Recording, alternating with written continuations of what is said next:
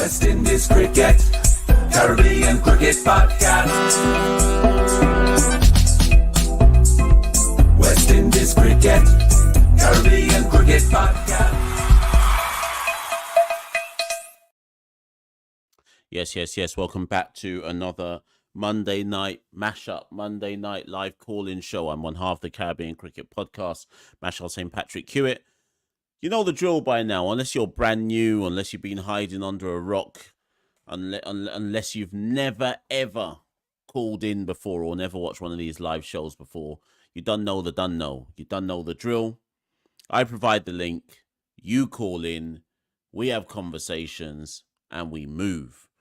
That said, do you know what? I just realized I haven't even bothered to even post that we're going live. Oh boy. Let me quickly do that, people. Let me just let the people know that the show is live, we're good to go, and so on and so forth. Do you know what I'm thinking about today's show? I think certain people are banned from calling in today, you know? So certain people, like, don't call in, innit? Anyways, we shall see. Yes. So who's here? Who's in the live? What's been new in West Indies cricket since last week's show? CPL is nearly over. Hip hip hooray. That tournament has felt like it's gone on forever this year. It's felt, CPL for me has felt like IPL, where it's just going on and on and on and on. I'm not sure what the maximum length I'm not sure what is the most appropriate or maximum length that a T20 tournament should be anymore. I'm all cricketed out. Like, remember, we had a World Cup earlier this year, and I just, like, I didn't even know it was the curry chicken curry derby yesterday, you know. It's only when I woke up this morning and I said, what's going on in CPL, that I realised that Trinidad and Guyana had even played each other. And it's only now that I've realised that the group stage is over. It's been going on forever. So anyways, so for those of you who are CPL fans, I think on Tuesday it must be... Is it Tuesday? Was it Wednesday? One of those days, it's Trinidad versus Barbados. They'll play that, like, eliminator game, and then Guyana will play St. Lucia in the qualifier game or something. And then the winner of Trinidad Barbados will play the loser of Guyana St. Lucia. And then by Sunday, CPL will be over. Me personally, I'm not studying any of that, because me personally, whilst you lot can all watch CPL eliminators and this, that, I'm studying South Africa versus West Indies women on Friday and West Indies versus Scotland on Sunday. That's what I'm studying, because that's of actual consequence and that actually means something. So you lot can study CPL. I'll study West Indies women. So we got that going on. The World Cup is upon us. T20 Women's World Cup. Did a video on that yesterday, I think it was. So if you haven't watched that yet, that should be on our channel. Go watch that. Go get yourself ready and prepped for the tournament. So we got that going on. We've had a bunch of uncles, young and old, killing me over my Hayley Matthews comments. They're still killing me in the comments, but I stand by it. I want to apologize to absolutely nobody. You know, that ice cold water. When that ice cold water bangs. So we got West Indies women, CPL. Oh, actually, some news broke today. Let me just read this news. So Cricket West Indies is proud to announce the appointment of Linford Invery, I think that's how you say his surname, as its new COO and acting CEO. So Linford has replaced Johnny Grave. I think Linford is from Antigua. Look out for an episode of Linford coming on the Caribbean Cricket Podcast to talk about his appointment as COO and CEO.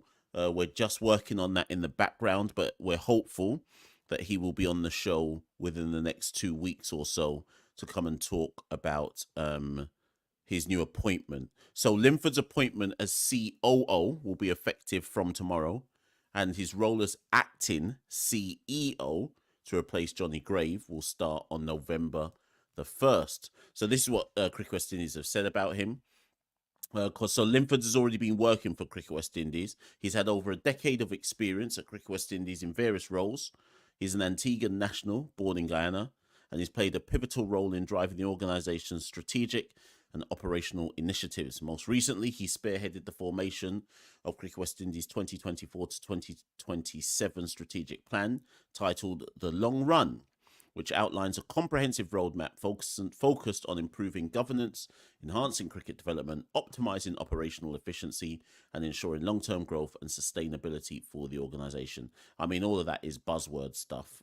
Ultimately, the proof will be in the pudding in terms of what he actually does. During his career at Cricket West Indies, Linford has led multiple high-impact projects, including contributions to the Webby Report on governance reform. Okay, I've got to respect that, if he had anything to do with that. The 2018 to 2023 strategic plan, the development of CCG business plan and master plan. As business planning manager, he has overseen the organisation's strategic planning process since 2018 and has contributed to critical business decisions, establishing himself as a leader within the organisation. He's previously served as acting corporate secretary. Listen, I don't want to judge the man because I don't know nothing. I don't know what he's going to be like. We don't know. We don't know. We just know that he's been appointed, and we will judge him based on what we see over the forthcoming months and years and so. But like I say, he'll be on the podcast very, very soon to talk about his appointment, talk about his vision, talk about all of that, etc. Anyways, who's here? Who's here? Let's just see. Let's see some of the original comment, some of the initial comments. Stephen Roach says, I'm expecting another excellent phone in, Machel. Wishing you well. Yeah, I'm tired though, Stephen, you know. I'm hella tired out here. So hopefully this doesn't go on for longer than an hour. Errol says, I'm looking forward to West Indies finally being back. Big up the women. We will be rallying. Yeah, 100%. We'll definitely be rallying behind the West Indies women's team. Malcolm says, right about now, all cricket just seems like a blur to me. Way too many games. Yep. I'm not going to lie to people. Over the last month, I've barely paid attention to cricket. I've basically zoned out. Haven't watched any of India, Bangladesh. None of... who did Bangladesh beat the other day? Bangladesh, Pakistan. Watched none of that. Watched none of Sri Lanka versus New Zealand. Barely watched any of CPL. I've just been trying to recover again. After that South Africa series and flying to Trinidad and the World Cup and all of that, I'm just recovering until West Indies are back. Richard says, CPL has been killing me. The top four has been set since before the tournament began. Yeah, I don't disagree. The quality was down bad. Yeah, anyways, the thing is, when I talk about CPL, people think I'm hating. People think I'm hating. And the thing about Caribbean Cricket Podcast, we ain't hating on anything. The difference between us and other shows is we'll just say it how we see it. We don't have an agenda. If we think something is shit, we're just going to say it plain. It's shit. We're not going to cheerlead. We're not going to try and pretend that we're seeing anything good. We'll just call it how we see it and say it how we see it. Like, I think a lot of people take personal offense to this whole CPL thing. Like, it's all we've got, so we've got to feel like it's better than it actually is. Like, it's being just dead food.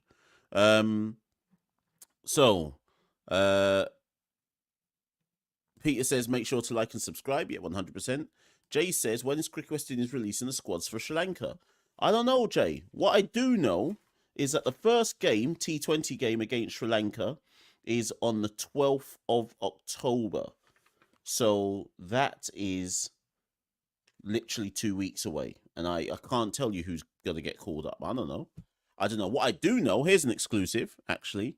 What I do know is I'm reliably informed that Nicholas Pooran will not be going to Sri Lanka, not in T20s and not in ODIs. Now, obviously, I could be proved wrong and maybe there'll be a change of heart, change of mind. But I have been reliably informed that Pooran will be opting out of the Sri Lanka series, both T20s and ODIs.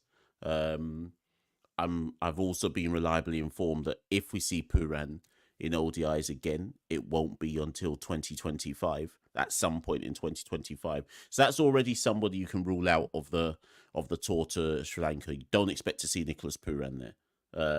As I've just been reliably informed. I was also told earlier today, again, this one I think is more of a rumor than actual fact. I was told that Evan Lewis will be moving to TKR next season. So for those of you who care about CPL, apparently Evan Lewis will be moving to TKR next season. That's not fact. That was just something I was told. I think that's more rumor than fact, but look out for that possibly. So yeah. Oh yeah, I forgot Santoki met Irfan Ali, the Guyanese president. Santoki should come and do an episode about that, to be fair. Let's move on. What else have we got here? Frank Lucas says, do you know what the CEO, COO does for West Cricket West Indies? No. I mean, I know what Johnny Grave was doing, and he was CEO. But day to day, no. I think you fight fires. Any job in Cricket West Indies, you're just fighting fires. Because remember, it's politics first, cricket second. So most of your time in Cricket West Indies, you're just fighting fires. Denzel says Guyana will win CPL. They the only teams Kings can't defeat. I feel like Shane. When I see things like this. But what does that mean? What did you really win? How did it help West Indies cricket? Whoever wins CPL this year, how did it help West Indies cricket? I just want someone to answer that question for me. Whoever wins CPL this year, how did that help West Indies cricket? Please, someone answer that question for me.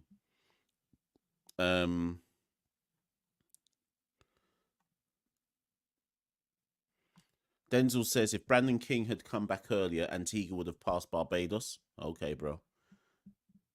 Brad says he can't wait for Johnson Charles to be back in the T20 squad. Well, basically, based on CPL, Charles's spot is solidified once again. Steven says, I respect what you and Santoki are doing. There's plenty of people out there who are just pure talk, but you guys put your talking into action. Good on you guys. Cheers, Steven. Much appreciated. Peter says, who are your openers for the next upcoming T20 internationals in Sri Lanka? Who did we play last again? Who's our South Africa. Who's our openers for next T20? Oh god. Hope and King, I guess. Hope and King, or does Johnson Charles come back into the team? You lot tell me in the comments. Who's our next openers? We don't have a left-hander. It can't be Athanase, with respect. Athanase isn't even opening for Barbados. It won't be Mayers. Won't be Evan. So what? Hope and King, or Johnson Charles and Hope? I don't know. You lot tell me in the comments. Good question though, Peter. Anyways, let me put this thing in the thing. Yeah, Anthony says, greetings, Mash. Ireland created history by beating South Africa for the first time in the men's T20 format. Yeah, good on Ireland. But do you remember all those West Indies fans who were boasting about, yeah, we did a clean sweep? And I kept saying to people, that South Africa C team that we played in the T20s, they're awful. They're down bad. They're missing about 10 man, right? 8, 9, 10 man. Now will people see my point? Now Ireland just whooped that same C team as well. Like, where's the line, people? Like, with no disrespect to Ireland, they just whooped up that same C team. I tried to tell you, man, that South Africa team ain't their real side. Now they're out here getting whooped by Ireland. The disrespect is real.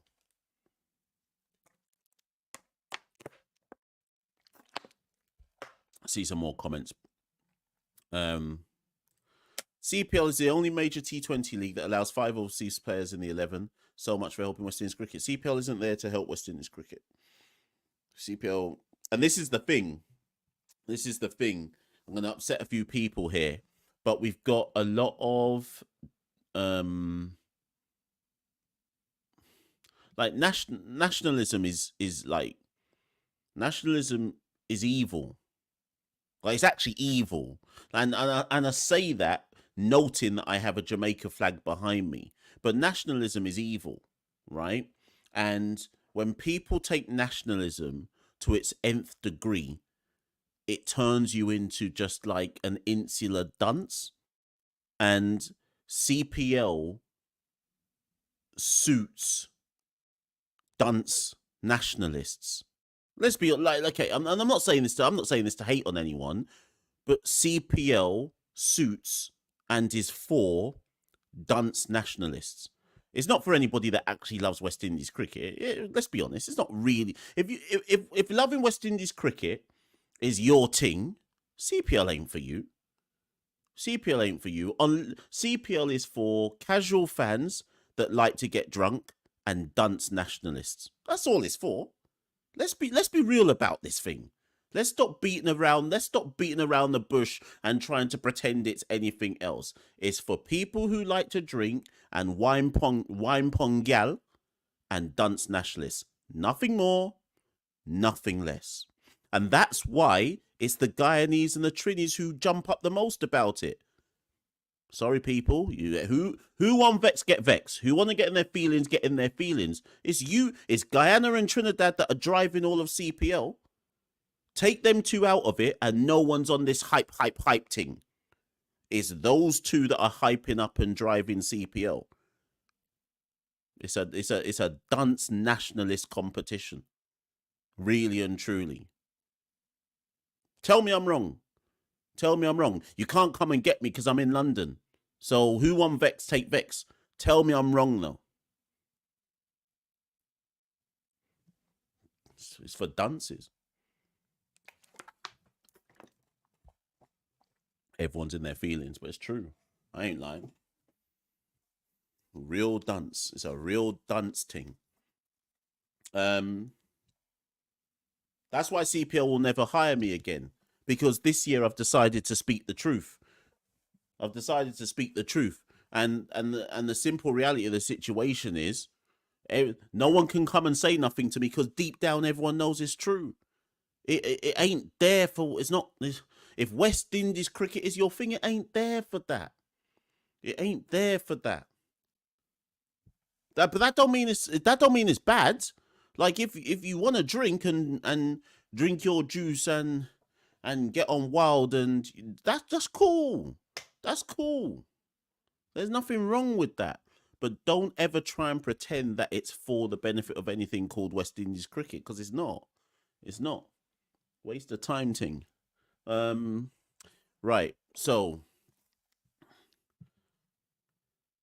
anyways, I teach politics, so I could really start talking about dunce nationalism and geopolitics and international relations. But that's for another podcast for another day.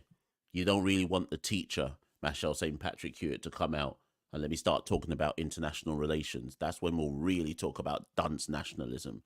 But anyways, let's move. Let's get Fireball on. He's ready. Let me just... I know I'm going to start echoing, so let me put this on. Right, okay. We're good. Let's bring Fireball on.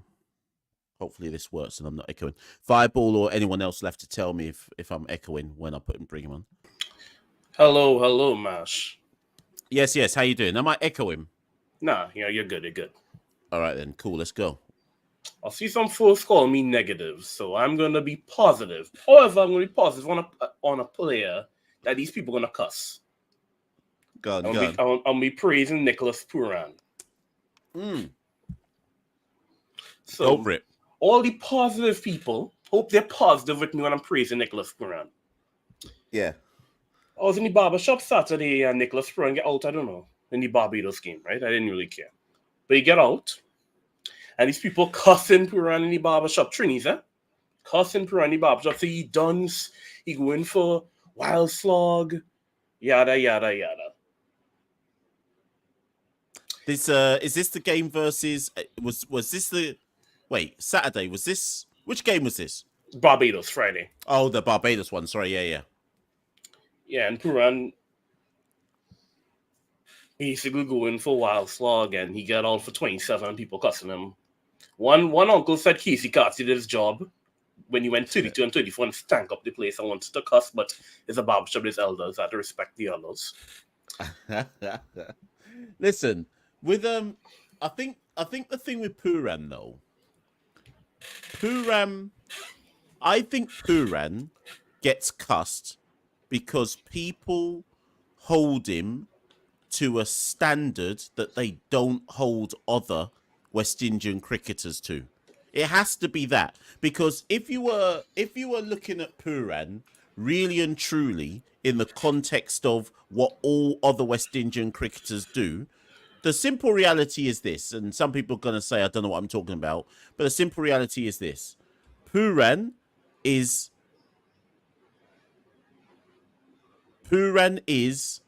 the best batter we have in the entire region.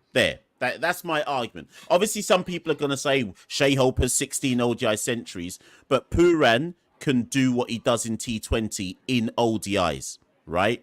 Everyone forgets that Pooran averages over 40 in ODIs, right? With 100 strike rate. With a 100 strike rate.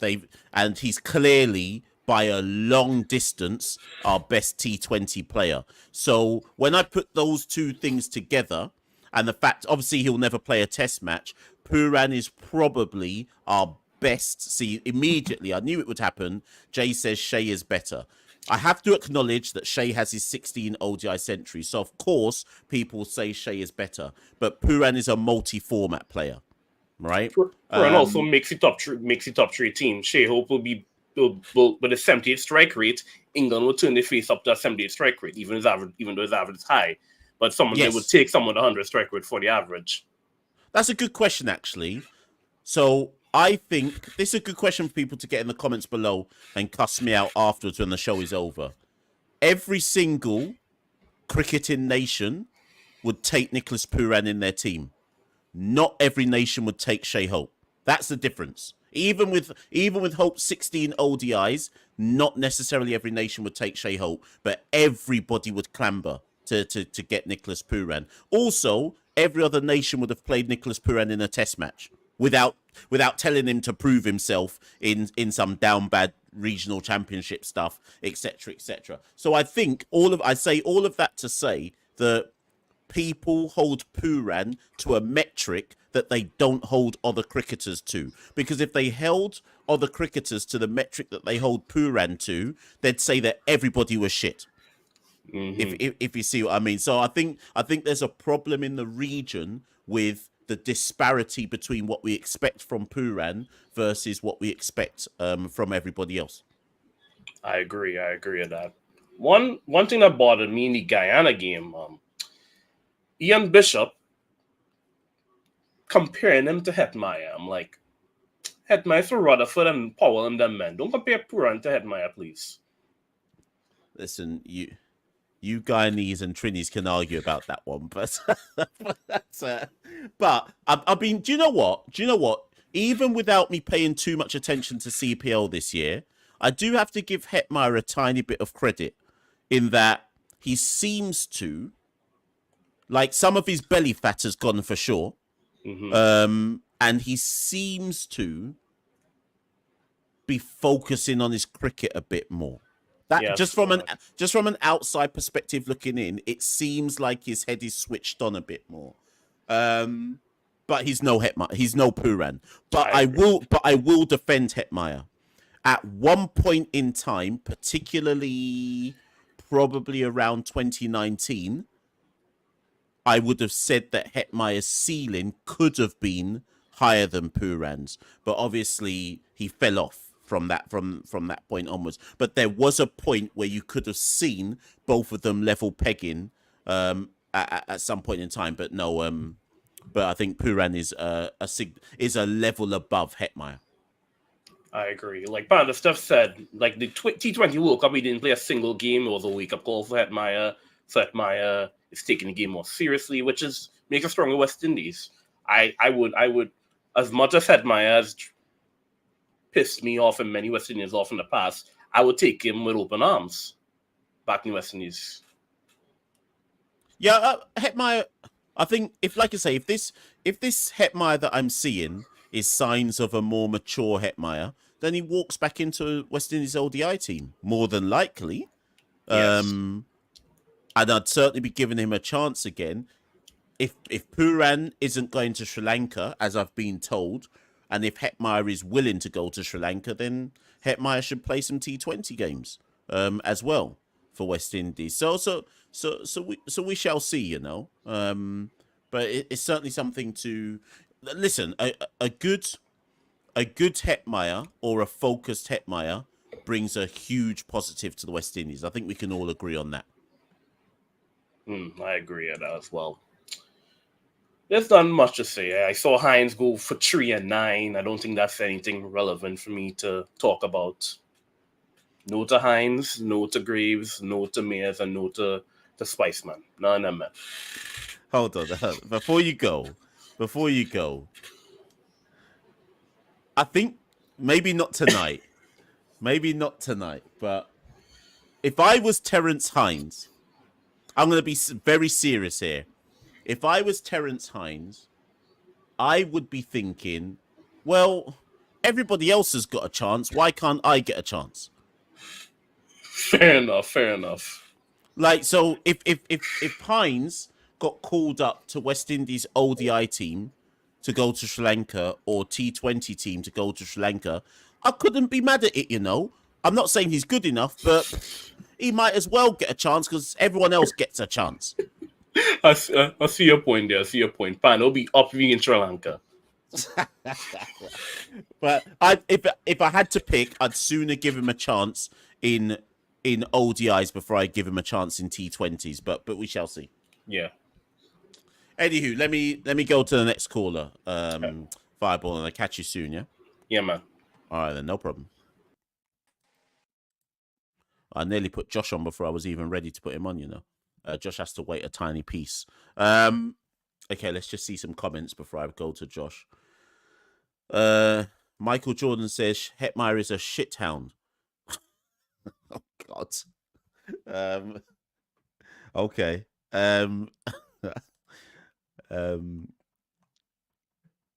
Hold on, let me see.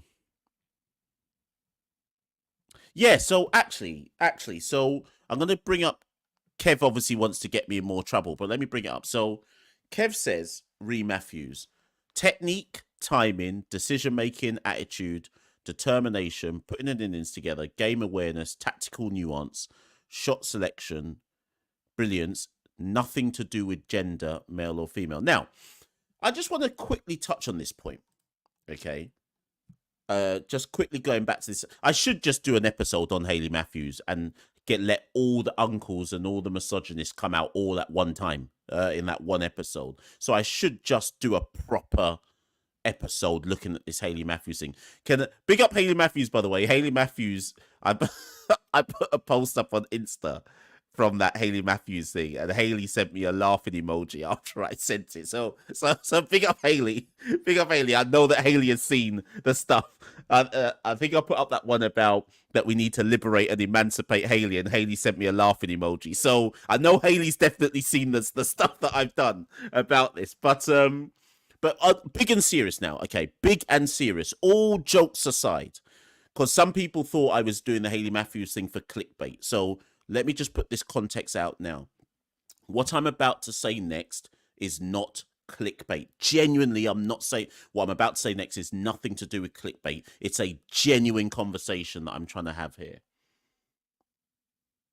I do not think that we can make a judgment on a female cricketer in the same way people make a judgment on, like, because everyone kept saying to me, when I did it last week, everyone kept coming back to me going, oh, but when Serena Williams played XYZ, she lost.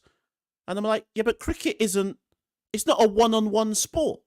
So I didn't understand why people were using that as an analogy to say, well, Hayley couldn't succeed in a men's game.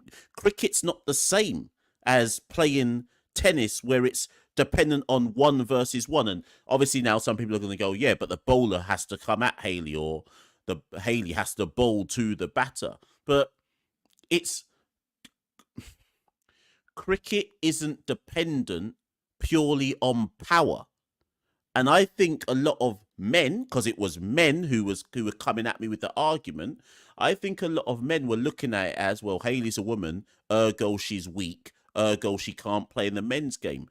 But what the hell does that have to do with being able to put bat on ball? All I was talking about was, and this is what I say to everyone, do you think that Hayley Matthews could rotate strike against some of our bowlers? I think yes. That's all I'm, really and truly, that's all I'm saying. I think she has better batting technique to be able to rotate strike. I'm not saying she can hit a six. We've got enough dunces that try and hit sixes in the game already. I'm talking about, do you think Hayley could face 2-3 overs and just rotate strike and run some ones and twos?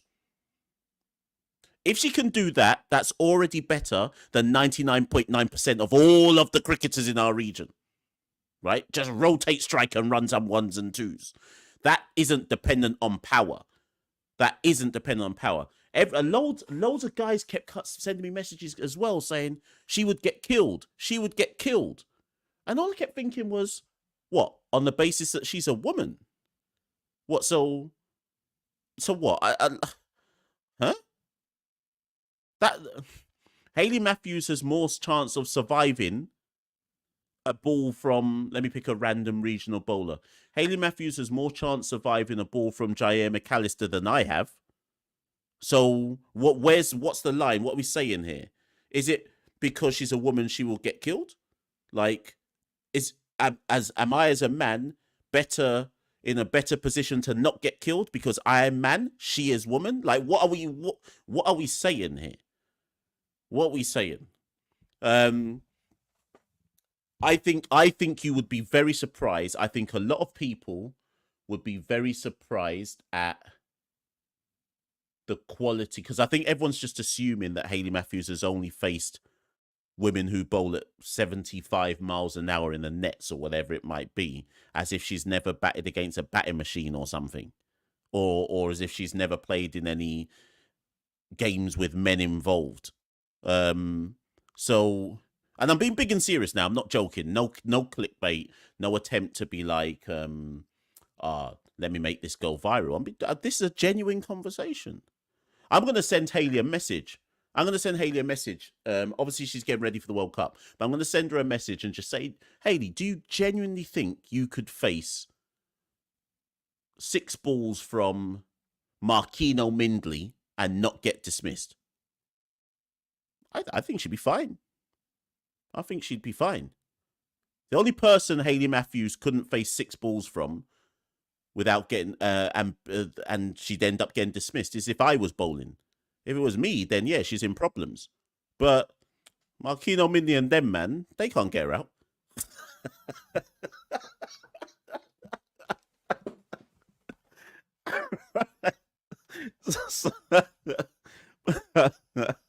Anyway, let's move on, man. God. God. Let's move to the next. Let's go to the next caller. Let's go to Josh. Right. Yes, Josh, what are you saying? You must be enjoying it in the hot tub. You like being in the hot water, man. You like it in there, man. That's your favorite place to be. You must be enjoying it, man. How you doing, Josh? I'm not doing too bad. How are you? I'm good. And how's everybody in the chat? Just come and say how you doing, guys. All you're doing very well. Health and strength to everybody, you know. 100. First of all, let me start with the Hayley Matthews thing. People, I'm going to join in the fire, right? What's the difference in playing a cover drive? Can't a woman play a cover drive? All right, put it this way. Good catch multi bowling some I think he bowls leg spin. Yeah. Leg spin, right, Mash? Good catch multi? Good to get who? Good what? Good to catch multi is leg spin, right? Let's just say spin for now. Yeah. Yeah. So good to catch multi bowling spin. Yeah. Do you think there's any difference between Pooran facing spin and Hayley Matthews facing spin? Come on, people. Come wheel and come again. Do you know what, Josh? Let me just jump in there. This is a point that I was trying to make. Like, let's break it down by spin. Okay. Wait, hold on there, much. One more point. Go on, go on. If a male can get a bouncer and take a lick, like who else is going to avoid that? Everyone's gonna get a lick. So what's the difference? This is a point I'm making. So I think if we judge it just in the sense of spin, right? Right. So Gudakesh Moti is a very good spin bowler. Great, okay. If he gets one to turn in sharply out of the rough against any of our, like the large majority of the West Indies regional male batters, he'll bowl them down. Yeah. He'd probably bowl down Hayley Matthews as well, because good bowling is good bowling. But Exactly. slow bowling is also slow bowling, which is why I was making the point of, do people believe that Hayley has good technique? And if they believe that Hayley has good technique, then of course she can bat against spin bowling. Because Probably, go on, sorry. the foundation of cricket is purely based on game awareness, ability to read the match, and technique. Power is the last thing you have in cricket. I rest my case. Well, I think a lot of people are getting confused, because I think they think that I'm saying that Hayley can out-hit cricketers. I'm not saying she can do that. She can't out-hit Rothman, Powell, and them, man. We don't even need any more. That we have 1 million of them, man, already. We have 1 million of them already. We need more technical players. Which leads into my point about Pooran. But before I get to Pooran, I want to ask you, what about Prime Stephanie Taylor? Do you think she could do it too? Boy, everyone forgets about Prime Stefani Taylor, you know. We forget because of all the injuries. I think everyone has forgotten how good Stefani used to be, you know. But when she was good, she was damn good. She was right up there. Yeah. Don't forget her. You must be mad. So actually, I would even say she can deal with the fast bowlers better than some of our West Indian batsmen. I said what I said. Prime Stefani Taylor, Deandra Dottin, and Hayley Matthews all walk into our ODI team right now. Easy. All three of them. All three of them. Light work. We go to bed and wake up tomorrow and it's easy work. Yeah. If we had Prime Stefani Taylor, Deandra Dottin, and Hayley Matthews, we might win World Cup, you know. We might win World Cup if them three was in our team. Top 3 in world cricket right now. India might have to cut a piece for us right now. India might have to cut a slice for us, mate. Jesus, you people are dead. Nah. Anyway, let's move to Pooran before people lock off the line. To Pooran now. Let me. God.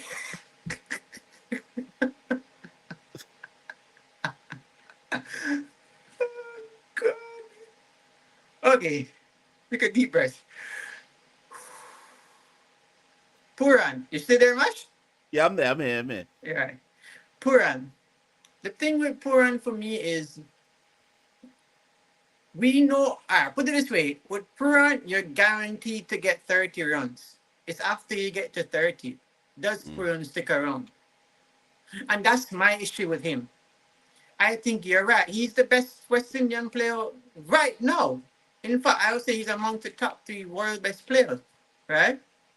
I don't know if you'd agree with that, but I would go as far as to say it. I'm that confident with him. But my problem is, and I think you've said it before, he has this overly exuberant sense of confidence that he can almost hit every ball, no matter who it is. And I respect that. But like I said, you can guarantee 30 runs with Pooran. Is what do you get after that? And Pooran, to me, just needs to slow down a little bit, which I think he's trying to do. But he needs to take time on this, read the game some more. This is where technique comes into play. This is where I think if Pooran had played Test cricket, no one will be saying anything else. I agree. I agree with you, actually. If he was playing Test cricket, if Pooran was playing cricket, he would be out of here. People wouldn't shut up about him. I do wonder if Pooran had more of a red ball foundation, if he would build his innings a touch more. I don't. Yeah, I think, don't know. I don't know because his natural game is to be explosive and be aggressive and play take shots. the And he had attack. all the Yeah. shots. He literally had all the shots in the textbook. Mm. It's just construction of an innings. That's all it is, you know. And I Mm. think, if I'm being honest, Mash, he's been trying to do that. You have to, because even I keep referring to the England game in the World Cup. You saw that he came out, he was scoring runs. I think he made something like 40 something. I might be wrong, but you know what I mean? He's like 40 something for like 50 something. You know what I mean? Mm. Yeah. Yeah. And I think he was like the 15th or 16th over. So he was setting himself up. Yeah. And I think he realized, okay, time to go. And I think when it was time to go, I think he just went at something and he shouldn't have went after. You know what I mean? So I think he's trying that. I would actually admit, I would even go as far as to say this. Let's watch Pooran over the next 2 years. And if he's, or maybe a year, if he hasn't completely changed, then we'll have to just rediscuss, is he really growing and developing? But if not, then he's just really just a shot player. He needs to, that's all he needs to work on in a match. Just construct his image just a tad bit better, and he's gone. Pooran right now should have at least 10 T20s. I think he only has 3 overall. He has a lot of 80s, a lot of 70s, a lot of 90s, you know, and a lot of 20s, a lot. He probably has more 20s than anything else, you know. So the reality is that there is a generation of West Indies cricket fans who are growing up now, who will never see anyone better than Nicholas Pooran. That's That's the reality of the situation. And I would say, I agree. And I would say this: Shamar Hitmail should have been what Pooran is or more, but he just wasted his talent. Now, yes, I think he's only 26, 27. Could be older than that, might be wrong. But Sherman should have been doing better by now. You know? It really should be Sherman and Pooran and Shehu going away with this West Indian. That should have been the big three. I agree. Anyway, let me move on to my main point that I really wanted to talk to. And we may even need a show for this match. But I'm going to try and keep it as brief as I can. Because I know I'm starting the counter right now, you know. God. Mash, I've seen you cuss about the structure of cricket many times, right? And this is something I've always wanted to talk about, right? Cricket is probably the only sport that has 3 formats, right? And I think what ICC should try and do is make Test an isolated format where it's one of those formats that have you ever watched Formula One before, Mash? Yes. And you see how they travel around to the different countries and do the different tracks and different races, right? I think they should do it with tests. So throughout the year, all the teams go to the different nations and play a match or 2 in that country. So it turns into more of a league system for tests.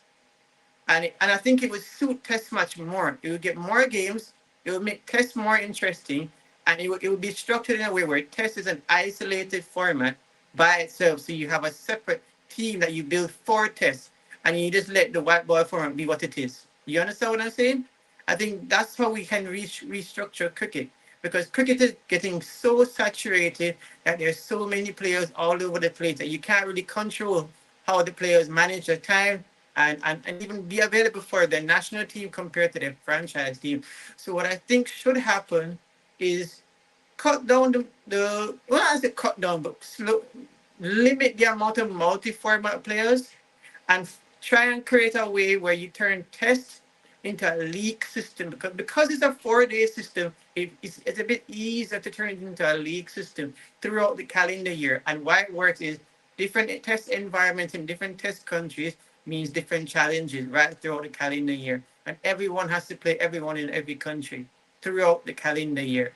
So just like in Formula One, they go into different countries every week with tests. You go in January based on the seasons as well. You have to structure it based on the seasons in each country. So I don't know if you understand what I'm saying, Mash. No, I get it. I'm going to let the people in the comments react to that because I think it's an interesting point. All I will say to it is this. I've got nothing against the concept of an idea, but as with everything in cricket, it only works if the time is put aside in the calendar for it to happen. And as things currently stand in a cricketing calendar, with It's all so over the many place. with so many T20 leagues happening every 10 seconds, I just don't know how you'd convince people to play Test cricket if one of those down bad leagues was going on, unless there was a clear structure of the calendar where it was like, these are the Test cricket windows. The rest of you plan all of your stuff No. around that. The test goes right along. Forget the franchise. You have specific players who only just play test. So you build No, it around like. but I get that. I would get that, but that's never going to be possible for West Indies, because your average West Indian will see their colleagues making, I don't know, millions or whatever it is to play bat up and catch for 4 overs, whilst they're having to run up and down in hot sun and lose. So Yeah, but that's what I'm saying, it's- Masha. But that's what I'm saying, Masha. When you structure it like that, now you have to restructure the financing. So now Test gets its own specific financing. I know it's hard. But there is a way to do it. There's a way to do it. There's money to be made, Mash. There's always money. There's always money to be made. There's always TV broadcasts and TV companies. Jay Shah, the ICC chairman, has spoken about a test fund. But listen, I'm going to move to the next caller because I'm where people are waiting. But I would be mindful of just how much is enough for, and I'm speaking specifically in the West Indian context. Yes. Just how much money is enough for a West Indies Test cricketer to commit themselves to Test cricket throughout a calendar year. At the moment, someone who has a central contract like Craig Brathwaite is earning, Craig or a Shea Hope is earning something like $350,000 or $300,000 per annum, right? Right. Now, your average Joe listening to this might say, "Oh, that's more than enough money," but if you play 2 down bad leagues, you've probably made about that much money just from 2 down bad leagues. So 300,000 per annum doesn't. Everyone's always got to put this stuff in the context of your own job, right? That is true. I agree. And I if I was paid £300,000 per annum to do my job, which is obviously, for those who don't know, which is like being a teacher, if I could just tutor someone every now and again, and only have to tutor 2 people, and I make the same amount of money, then I'm just going to quit teaching straight away. I don't care about them kids. I'm going to find that money. I'm going to find that money the quickest way. No, but no, it's true. It's true. The school might call you tomorrow morning, mate. Be careful. No, but I'm You're in London, just using the analogy. I would lose my altruism immediately, knowing I could make that money quicker, for doing less work. So, so Anyways, listen, I need to go to the next caller because otherwise, you guys take care. Yeah, man, you take care. And I'll leave you with this. Should Dwayne Bravo be a part of the coaching staff? I'm out of here. Okay. Yes. So, Dwayne Bravo. So, West Indies should, if he's now, well, he has now officially retired from cricket. It would be a no-brainer for West Indies to include Dwayne Bravo in coaching staff. I don't know if Darren Sammy would feel. Anyways, that's an argument for another day. I'm not convinced Darren Sammy would want Dwayne Bravo around. Maybe I should shut my mouth. Anyway, sorry. Let's move on to the next caller. Ronaldo. Let's move to Ronaldo. What is it? Yes, Ronaldo. Greetings, Mash. How you doing? Yeah, I'm doing good. Mash, you're out here trolling, man. I'm trying to pretend like I'm not, but you've seen through me.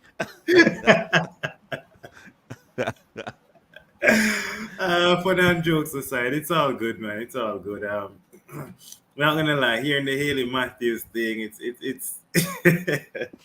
it's crazy, man. It's crazy. Now Prime, Stephanie Taylor, and DeAndre, that come on, man. Let's stop the try. Once people get wind, people might have been willing to listen to me, but once I said Prime Stephanie Taylor, I knew that was it. Now people ain't listening to nothing I'm saying. But Mash, I got my receipts, man. You said that next time I'm on the show, I'd ask you about your ODI team for Sri Lanka. You said you're going to be picking the squad and vibes. So Yeah. I'm here, got the receipt. I'm waiting, Mash, for you to tell me the squad now, the ODI squad to Sri Lanka. Okay, right. 1 second. 1 second. Let me just do this one. Okay, so obviously though, we have to remember that certain people may make themselves unavailable. So let's just write down some certainties. Shea Hope, Casey Carty, It's 2, Alec Athanase, 3,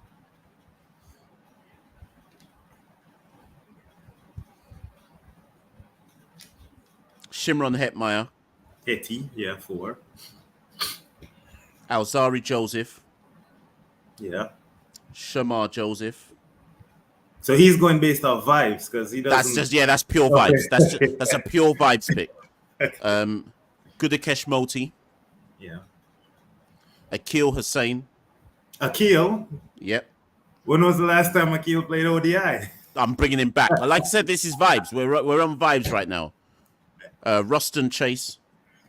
Yeah, that's good. Need some more batters in this team. Brandon King. What's that now? 1, 2, 3, 4, Like 5, 10? 6, 7, 8, 9, 10. Brandon King. Hold on. Bear with me. I just want to check something. England tour of West Indies. I just want to see who was in our ODI team against England. Yeah, at the Matthew back Ford in there. Oh yeah, Matthew Ford can get a pick. Ford can go. Rutherford was there. No, Rutherford's not in my team. That's a shocker. Do you know why? Do you know I'm not taking Rutherford? For the CGL thing? Yeah, if the story is correct and Rutherford was sent home from CPL for disciplinary reasons, I'm not taking him. Now, admittedly, Sammy could say, well, that's not my problem. That's a St. Kitts and Nevis thing. But until I find out the full details of what happened in CPL, there's a question mark for me over Rutherford. But so Matthew Ford, but I need some more batters. So let me just throw in. Mash, you can't penalize Rutherford for that. Remember, you said St. Kitts don't have no identity.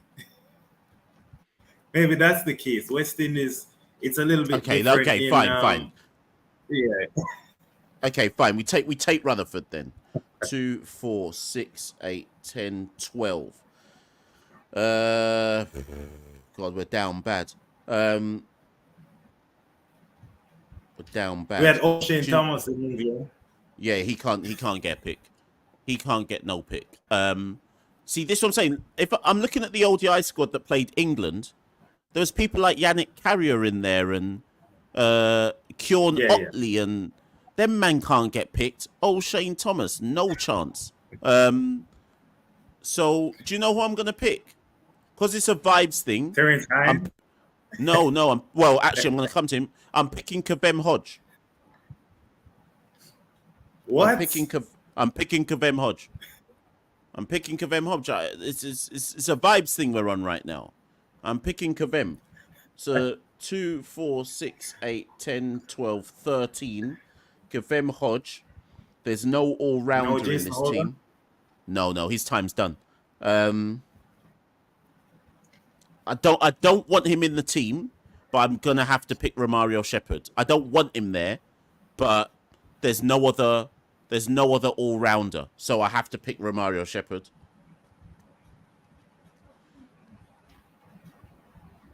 Oh. 10, 12, 14. And then my final pick.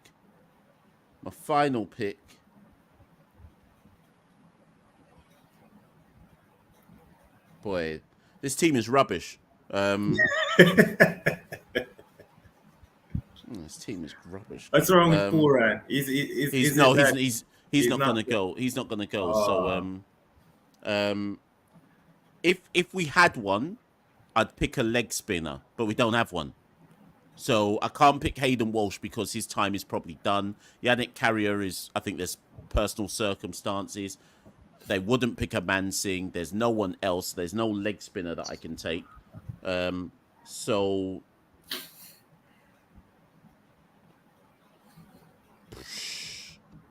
But we're down bad, you know. Do you know what? The 15th pick can just go to any random person. Take a Ute man. Just take some random Ute man. I don't even know. But so just do you know what? Terrence Hines. Terrence Hines there. So my 15. I thought you would have said Mikhail Louis. Nah, I'm not taking. Well, no, you could take Mikhail, to be fair. So this is my 15. Hope, Carty, Athanase, Hetmeyer, Alzari Joseph, Shamar Joseph, Gudakesh Moti, Akil Hussain, Roston Chase, Brandon King, Matthew Ford.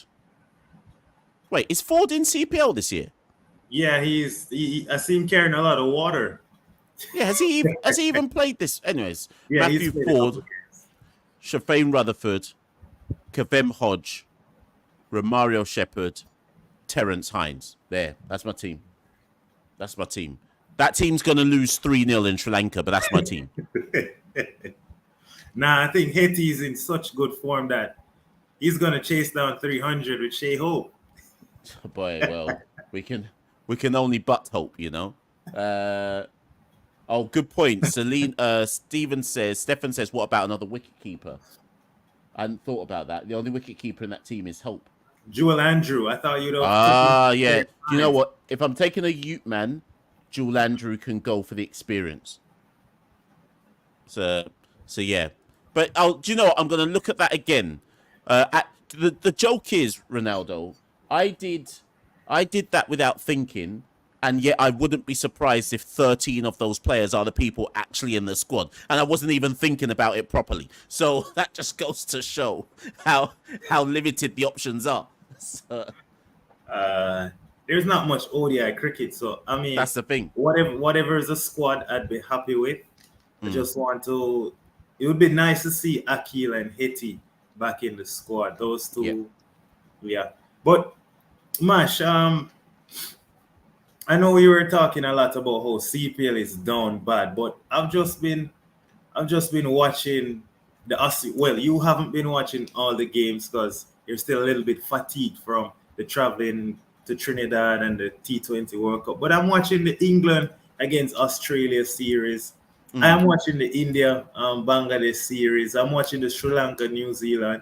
And to be fair, most cricket right now, if we're down bad, most cricket around the world is down bad. I mean, if you actually watch the quality, it's not up to the standard it used to be. I don't know if everybody's playing too much cricket. Yeah, so you've just said the answer that I was going to say, which is that I think that speaks to the amount of cricket that is going on in the calendar. I think I was reading an article earlier today. I think Rodri, the Man City midfielder, has said that footballers are playing too many games and there's no rest period for footballers, particularly when it's in the year where they have like a European Championship, World Cup, Copper, whatever it might be. I feel like, although cricket's one, I think is more self-inflicted because these cricket men are playing down bad tournaments. So when it's the down bad tournament men who complain, I'm like, well, no one told you to go and play Max 60 in Cayman Islands, then fly to this place, then fly to that place, and then play a test match. Like, you're the master of your own destiny here, right? So them men I don't feel sorry for. But I do think that the cricketing calendar is so squashed up that we're risking the welfare of players here. What do you think that we're just doing everything to fit around the IPL? Because I think if stuff were just played at the same time, simultaneously with IPL, I think we'd have the calendar would be a little more spacious. What do you think about that? This is why I thought Josh had a point in that the first thing the ICC, if they had any power whatsoever, so basically the first thing Jay Shah should do is just insist on test windows. There has to be test windows, but rather than so India are playing Bangladesh right now, Sri Lanka are playing New Zealand, everybody should be playing test matches at the same time, and you just have it as a window. People pick whichever matches they want to watch, and more importantly, if everyone's playing them all at the same time, there's no excuse for players to then say, I'm not available, because if you then treat test cricket like football treats international football, and there is a window, then naturally players just make themselves free because they know it's international. It's international week. Do you see what I mean? You play Yeah. your little 1 test match, 2 test match, whatever it might be, then go back to your down bad career. So I just think that I think that has to be the way forward. Yeah, I agree. I like it. I like it. Now, Mash, I know CPL been down bad for you, but if you were to look and take away three things I want you to take away. Number one, the biggest positive that you've seen from CPL. And also, the second thing is any outstanding youngster that you'd say, yeah, based on what you've seen in the few games in CPL, this person, yeah, definitely stand out. And also, thirdly, any person that maybe would have been out of the reckoning in the T20 squad, or they've been there or thereabout, but this year you definitely say, yeah, they've done enough, they've solidified that they should return, or that they're the man yet again. Okay, so the thing that I've seen which is good in CPL this year is probably Casey Carty. Yes, I know he had that knock for TKR last season. I think they called him in late last season. He scored like 70 something off 30 odd. And everybody was like, what? Casey can do that? And I think everyone was surprised. This season, I think he's shown that that wasn't a flash in the pan, and that he actually has some level of an expansive white ball game, which makes it even more bizarre why he bats at a strike rate of 62 in ODI cricket. That makes that even I can't understand that, right? So I think Casey is a good example of someone where CPL has probably helped develop their game, or he has developed in line with CPL. The youngster who's impressed me the most,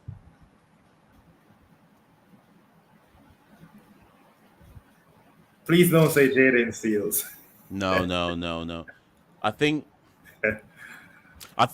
it has to be Jewel Andrew, simply because everyone has to factor in the fact that Jewel is only 17 years old, or 18, or whatever he is now. So as much as people might say, but he only played X number of good innings, yeah, but he's only 18 years old. So Jewel Andrew played some innings which belied his age and made you question if he was only 18 or 17 years old, right? So that's why I don't pivot to the players like Shaqiri or Kadima Lane, because they're 22, 23, right? You're supposed to be at a stage where you can do those type of things. Jewel is doing what Jewel is performing already at 18 how he should be performing when he's 21, 22. Like he's way ahead of schedule. So yeah. Jewel is my youngster. And then in terms of, I can't remember what you called it, but I guess I've written down who's back. Unfortunately, Johnson Charles is back.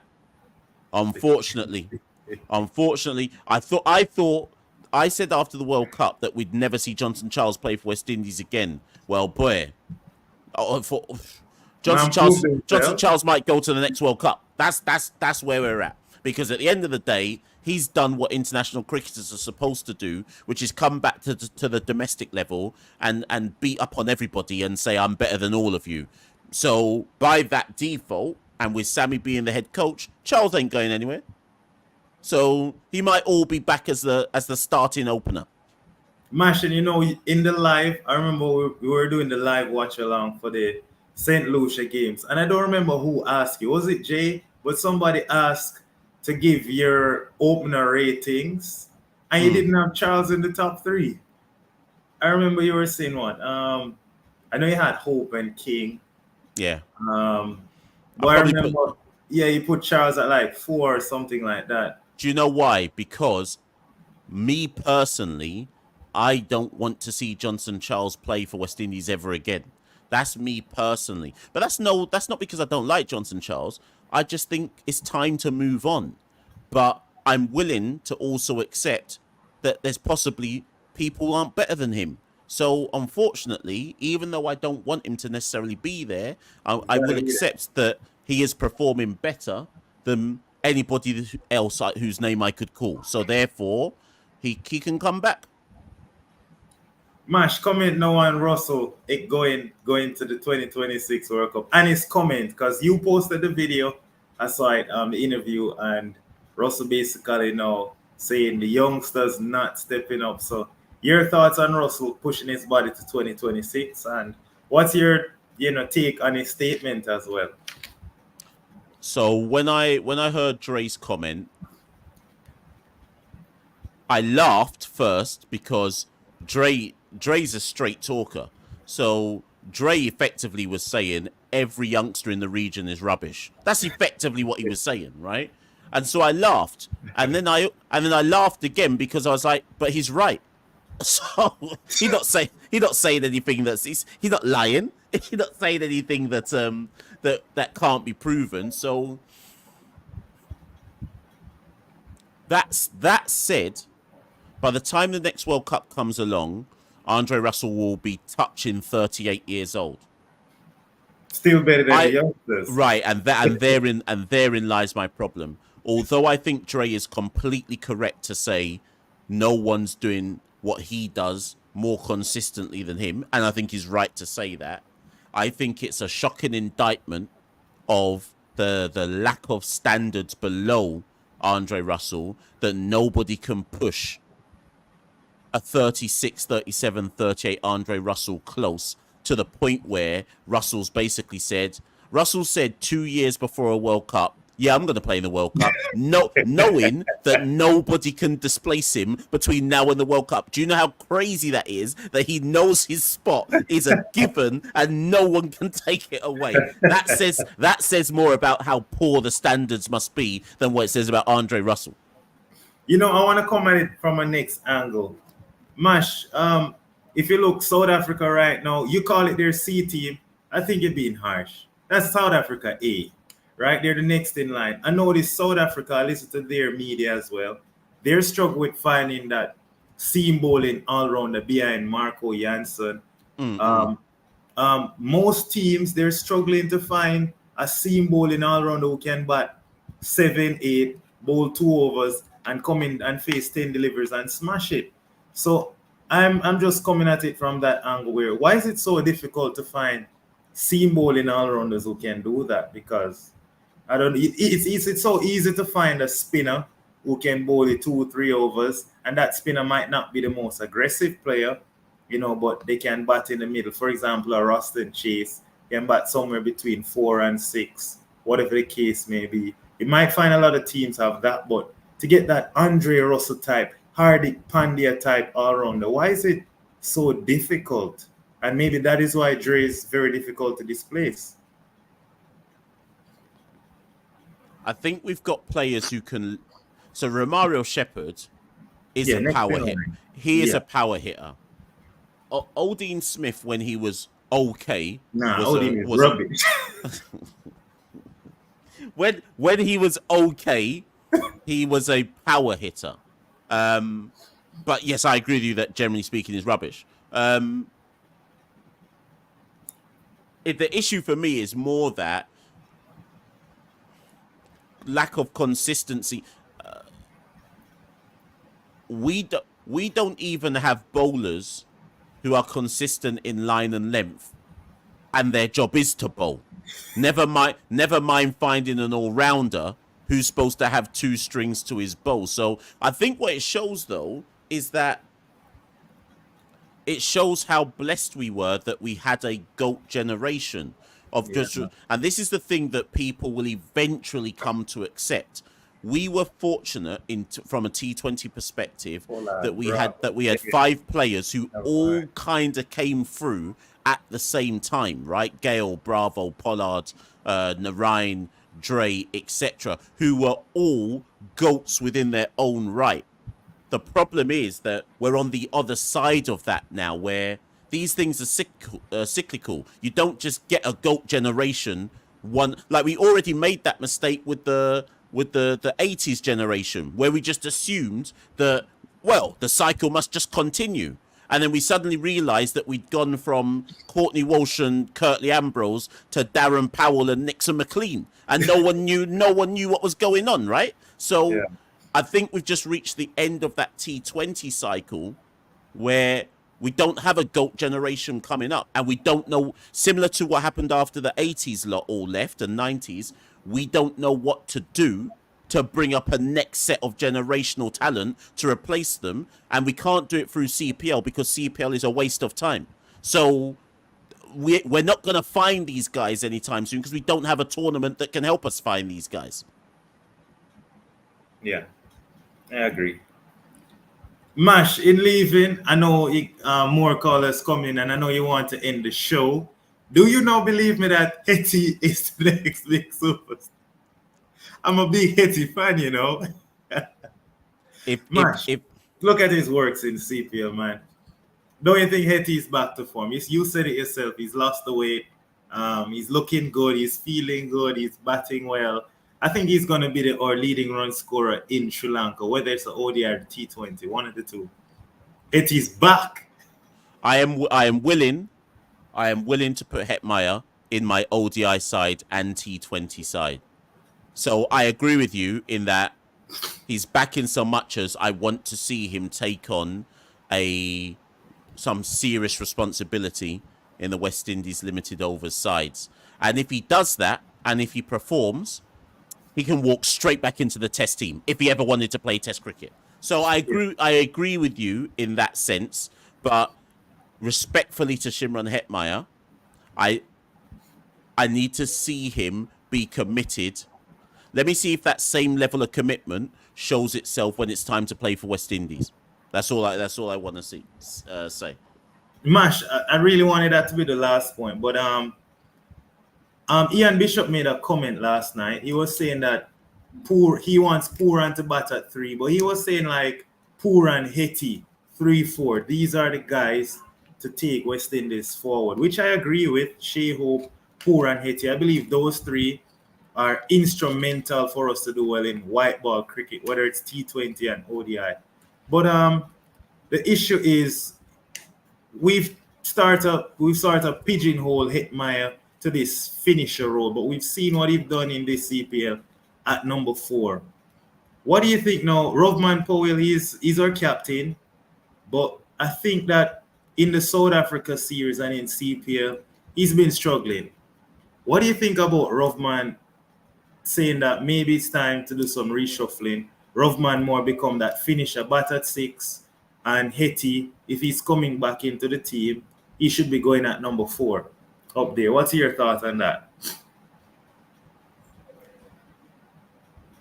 The only problem, the problem with getting Hetty into the team has always been we need Roston Chase as that 6th bowler. Or sorry, that 6th option. And it's just about if Hetty comes in, who is he coming in for? So he's not coming in for the openers. He's not coming in for Pooran. He's not coming in for Rutherford. He's not coming in for Rovman. So that already means that there's only one spot left in the top 6, which at the moment seems to be there for Roston Chase because of what he offers with the ball as a 6th bowler. So I don't disagree with you. It's just that they have to work out how are they going to get Hetmeyer into the team. Really and truly, and I think a couple of people have said it in the chat, if I bring a couple up, it's Rovman who should be in threat, but Rovman's the captain. So your point is correct that to get round Rovman's bad form, move him to be a slugger at number 6. But technically, on the form, Rovman should be the one holding a drop, but that just won't happen. Yeah. His leadership is good. Yeah, so he can't hold the drop. All right, Mash. Thank you for having me on. Next week, I would love to hear your T20 squad. So I hope you can write it down. And for Sri Lanka, of course, we're going to beat them 3-0. And also, you can just reevaluate your 15-man squad for the ODI and give me a confirmed 15-man squad. Yeah. I'm going to look at my 15 again and come back with something. All right. Thanks for having me on, Mash. No problem. Right, so Louis and Werewolf are in the background, but they need to understand that my eyes are stinging right now. My eyes are stinging out here. We're 15 minutes. We're 15 minutes over when the show should have ended. So Louis and Werewolf, if I bring you on to the show, rightly or wrongly, you've got about 3 minutes to make your point. Because Jano Star, I need to go to bed, cuzzy. Brandon says he wants to see Jewel Andrew and Teddy Bishop given a chance. In what? Could never mean to ODIs. My eyes are stinging, Brandon, man. You're making me read this and you know my eyes are stinging me. Help me, man. Tired out here, cuz. Right. Okay, Louis, you got 3 minutes. I might not even talk, Louis. I might just let you just say what you need to say and then, yeah. 3 minutes, Louis. Let's move. Hello, Mash. Good evening. How you doing? I know quite nicely. Moved to a new city, going to university, you know. Ah. Life is tough, mate. Life is tough here in the new city. I left Bahia, now in Belo Horizonte, in Minas Gerais. Awful place, really cold. Was 16 degrees this morning. Really, that was absolutely dreadful. But I know it's a bit late at night for you, so just going to make my point quite quickly. So today, CWI released a new news, right? That Linford Inverary, I think it's his name, is the new CEO of CWI. And I was talking to Osprey on Discord a bit, and him and Shaw seem to be from the same line of thinking, right? Would you say it? Do you know anything about him? Because talking to a couple of people, we didn't really know a lot about him. I didn't see a lot of him on social media. I think, if I'm not mistaken, on the press release, they said here, during his career at CWI, Linford Alvarez has led multiple high-impact projects, including contributions to the Webby report and governance reform, the 2018-2023 strategic plan, and the development of the CCG business plan. So it seems like he's an interesting guy. He knows his stuff. He's the one who, I assume from the press release, that he was the one who organized the business part of buying the CCG. So what do you? I know you said you just wanted me to talk, but just a quick question, and then you can bring Werewolf. I really wanted to know, what is the strategy here with bringing Linford in? Like, do they want to keep a more long-term approach with Linford and Shaw being similar-minded and having a straight new goal into the future, or do you think he's just a new face, something new to bring in more support? I don't know. What do you think? Just a quick question. So, I can only go based off all of my interactions with Kishore Shallow over the last year and a bit. Kishore is very much a business-minded individual. I think he's ruffled some feathers in West Indies cricket, because certainly some of the old timers see him as, you're not a cricket guy. You're not a legend in the game or something like that. And what's been quite interesting with Kishore is to see how ruthless he's been in getting rid of people who've been part of the kind of fabric of Cricket West Indies for a long time. Dominic Warren's gone. Philip Spooner. Some people might not know who these people are, but Dominic Warren's gone. Philip Spooner's gone. Johnny Graves gone. A lot of these people have been at Cricket West Indies for like 10 years or just shy of 10 years. And that's your media consultant gone. That's your operations guy gone. That's your commercial guy gone. That's your CEO gone. And to me, that speaks to a leader who's saying, we need to freshen up this shit. We need some new eyes. But not just new eyes. We need people who are very much in the mold of Kishore himself. Not too dissimilar to if somebody else took over any institution and started saying, I need to I need to rock this up a bit because we can't keep doing what we've been doing and expecting to get different results. So I would assume, without having met Linford yet, and like I say, he'll come on the show, but I would assume that the Linford appointment is deliberate and it's with a business mindset of this is someone I trust to get the job done. That said, my caveat will always be the same.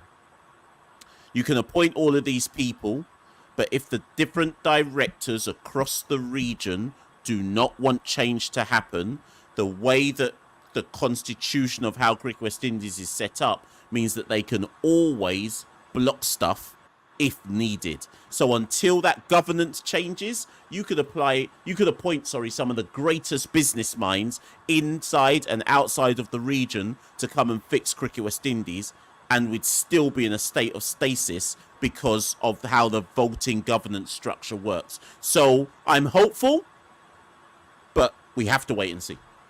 Yeah, quintessentially, just to finish up the point, what you say about the boards is absolutely true, right? You just need to see the absolute state of the Bassaret affair, right? You saw that, the Guyana board did. It was absolutely the most pointless discussion, the most pointless cast-out I've ever seen in my entire life. It was basically a lawsuit against the CWI in the Guyanese High Court. It went nowhere. They accepted that the CWI was under Guyanese jurisdiction. Then CWI just ceded. The Guyanese board asked for some money. CWI didn't give any. Then they said they're going to re-elect, another re-election.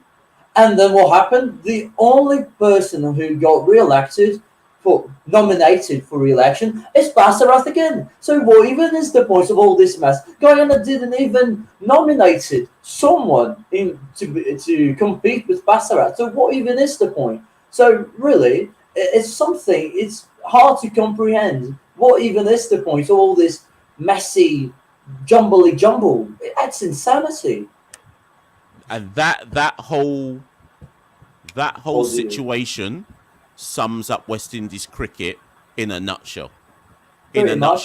But listen, I best not say anything too bad about Bassarat because he let me into his box at the Queen's Park Oval. So let me not say anything. Listen, before you go, Louis, okay. I can see a guitar in the background. Oh, that's actually my bass because I play bass guitar. Yes. Right. So before you go, we want to just hear a quick little jingle, and then you can go. So what song are you gonna play? I can't play anything. It's a bass, mate. I don't have a box in here. Oh. Yeah, I can't play it. Sorry, mate. But I can just blah blah blah blah blah blah blah blah blah blah. That's good enough, isn't it? Excellent stuff. You can do the next jingle for the Caribbean Cricket Podcast. Absolutely, mate. It's a nice intro, though. It's a very nice intro. Big up the guy who made it. Big up. No worries. Thank you, Louis, and thanks for coming on. Thanks, mate. Good night. No worries. Later. Okay, last caller, people. Last caller. 5 minutes to midnight. 5 minutes to midnight. Let me just 5 minutes to midnight. Okay, Trini Werewolf. Last person. Oh, tired out here, cuz. Tired. Right, Trini Werewolf, 5 minutes. In we go. Morning, Mash. How you doing? Yes, morning indeed. Okay, I have my timer going. This is the only point I'm curious to hear your thoughts on. Were you aware that the Zimbabwe T10 had an initiative to draft West Indies players?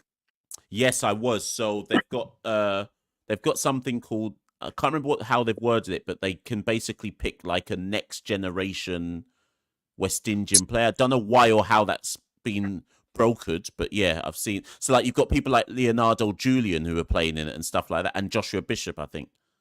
Yeah, even Kirk got 2 games at least. But I just found it very. Has it already started? No, it finished. Oh. So did any of them play? Yeah, I think Leonardo Julian played almost every game. Joshua Bishop played almost every game. I think the person who didn't play was Min Lee. Right. Did any of their whose team won that had whose West Indian team won, if that makes sense? I have no idea. Let me see.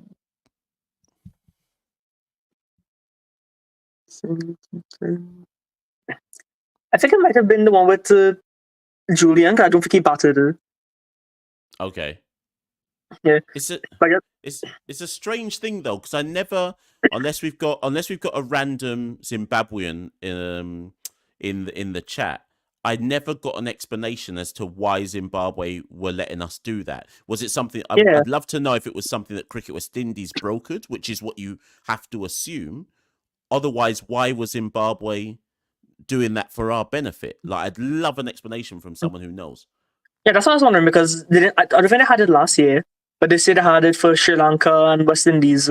But the other thing is, the CPL draft was 2 months ago, and the T10 draft was 3 weeks ago. So some of these people didn't get picked for CPL and ended up getting to play in Zimbabwe. Ah, okay. Interesting. Right. Okay. Yeah. That's a good point. So that explains why certain players were there, that because I couldn't even understand the rationale for why someone like Julian was even there and so on and so forth. So that makes a bit more sense. Yeah, but there was one name there who you wouldn't be surprised to see. Who's that? Kanar. Well, he was there. Yeah. Let me not talk, because if I say what I want to say, I'll never be able to get back into Jamaica again. So, let me just keep myself quiet. any T10 league in the world, Kanar Lewis will be there. Yeah. Like when I saw you tweet that Kanar Lewis was playing in the Max 60, as soon as I turned it on, he was already out. Boy. Just jokes. Yeah, that's really it. I just found it odd that we had players not getting picked to play at home, but we're getting consistent games in Zimbabwe. Yeah. So do you know what? So I'll just put that out to the people in the chat and anyone who's watching this on the replay. If anybody can tell myself, Trini Werewolf, anybody else that matter, why and how did it come about that West Indian players were selected as like emerging players for this Zimbabwe tournament? I'd really love to know. But do you know what, Trini Werewolf? Just as you said there at the end, we can't knock it though. At least they were getting some games. It's better than sitting at home doing nothing. So we have to be thankful that Zimbabwe gave them that chance. Yeah. But thank you as ever for coming on. And sorry for such a long wait. But I'm glad that you managed to make your point all the same. Yeah, that was the main one. I'll see if anything else for next Monday. All right then, no worries. Okay. Good night. Right, cool. Cheers, thanks. Okay, people. 1 second. So is this thing? So when I end this stream, apparently, I don't even know. So StreamYard has included this new thing where you don't have to click on your intro or outro anymore. You just already preload it, and then it just automatically plays it. So in a minute, I'm about to press end stream, and one of two things will happen. Either it will play the outro, which will be great because then it means I didn't have to click on anything, or the show will just end randomly with no explanation. We're about to see now, people. Just on your way out, though, let me just do a bit of admin. Twitter, Instagram, Snapchat, Facebook, TikTok. We're on all of those things. Like, share, subscribe. If you've got an OnlyFans account, put us on there as well. Hold up a cardboard for your OnlyFans, and whilst you're twerking, just hold up a Caribbean Cricket Podcast. Put our @ sign for your OnlyFans, and whilst they're like giving you your tokens, whilst you're twerking and doing your thing, just send your OnlyFans over to Caribbean Cricket Podcast as well. Big up all the twerkers who follow Caribbean Cricket Podcast. So at Carib Cricket, you can find us everywhere, people. Road to 11K, all of that. And if you want to support the Caribbean Cricket Podcast, you can do so. You go to www.patreon.com/CaribCricket.